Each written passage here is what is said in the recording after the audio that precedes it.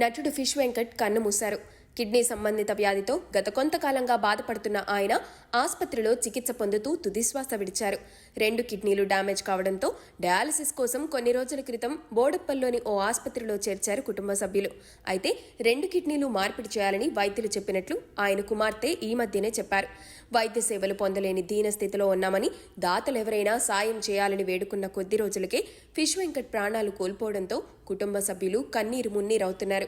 ఇక ఫిష్ వెంకట్ అసలు పేరు మంగళంపల్లి వెంకటేష్. అయితే ముషీరాబాద్ మార్కెట్లో చేపల వ్యాపారంతో ఫిష్ వెంకట్ గా గుర్తింపు తెచ్చుకున్నారు. ముషీరాబాద్లో నివాసముంటున్న ఆయన నటుడు శ్రీహరి ద్వారా సినీ ఇండస్ట్రీలోకి ఎంట్రీ ఇచ్చారు. డైరెక్టర్ వివి వినాయక్ ఆయన్ని నటుడిగా పరిచయం చేశారు.